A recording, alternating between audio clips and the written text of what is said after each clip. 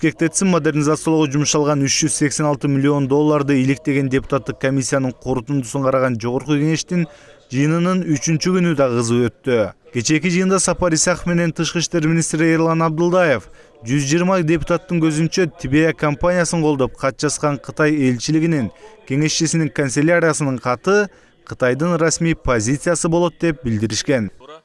МИД, министр иностранных дел, объясните депутатам, канцелярия советника это что за орган? Мы должны были спрашивать у правительства КНР еще дополнительно. Жоқ, Улан Бердибаевич, азыр токтосуңуз. Ноты советника по торгово-экономическим вопросам являются выражением позиции Министерства коммерции, которое является членом правительства, то есть составной частью правительства Китайской Народной Республики.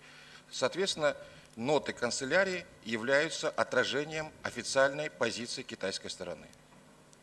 Бирок учурунда Тибея менен келишим түзүүгө каршы чыккан Тышкы иштер министринин мурдагы орун басары Аскар Бешимов канцеляриянын каты Кытайдын расмий позициясы эмес деп билдирди. Бирок мына Азия Ньюс гезитинде Тышкы иштер министринин мурунку орун басары Аскар Бешимов жооп берген экен, аябай так.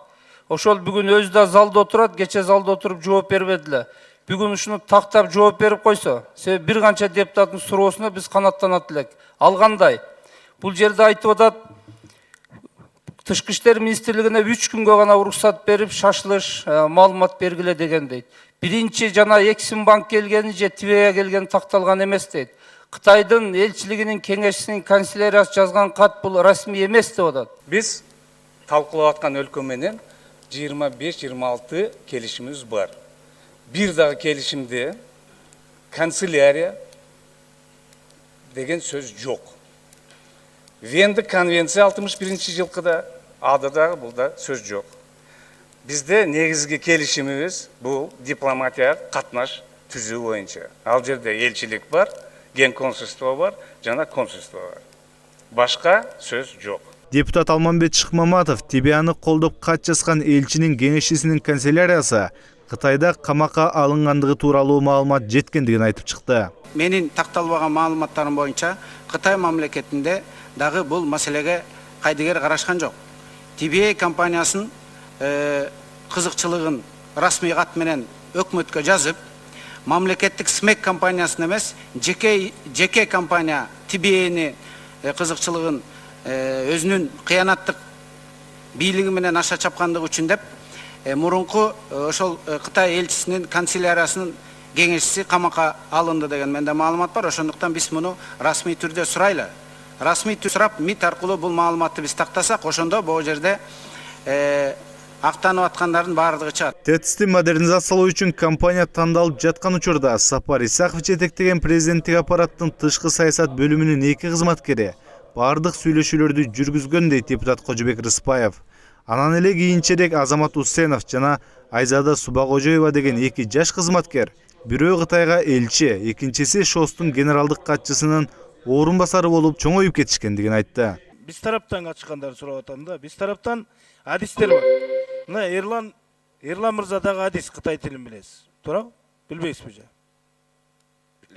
же? Бизде маалымат бар.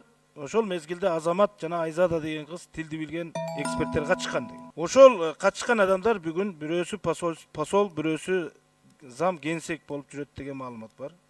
Булар лейтенант эле болгон экен убагында, азыр чоң кызматтарды ээлейт деп бизге айтып атышат. Эми буга ачуучундукка таарынбаш керек, сөздү кабыл алыш керек. Тибея менен келишим түзүү ошол кездеги президент Атамбаевдин аппаратында чечилгендиги. Президент Атамбаев Тибея менен келишим түзүү үчүн өкмөт башчыны аттап өтүп, министрлерге түз буйрук бергени бир канча жол айтылып, бирок Сапар Исакованы четке кагып жатты.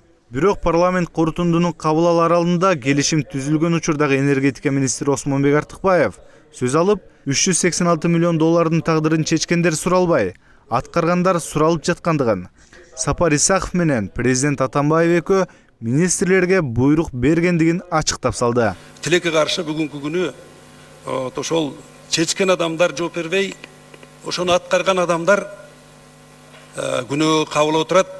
Бирок следственный органдар башкалар тактап аныктап, ким негизден ушул маселени чечти деп чекит коет деп мен ойлоймун.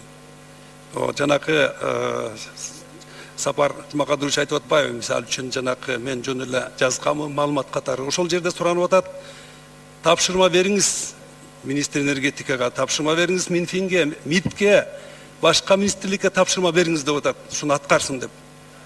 Ошого ошол тапшырма негизинде башка министрликтер андан ары иш жүргүзүп атат. Мен ушул маалымат алар менен мен ушул өкмөттү информировать этип бул маселени айттым.